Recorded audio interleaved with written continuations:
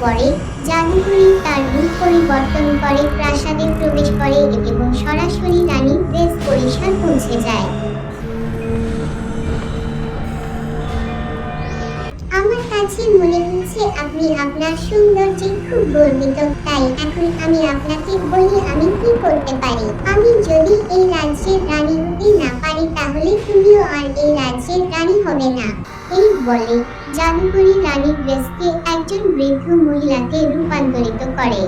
এই কথা বলে ডাইনি সেখান থেকে চিরতরে চলে যায়। কিন্তু এই সব পরে রানীর ড্রেস খুব ভয় পেয়ে যান।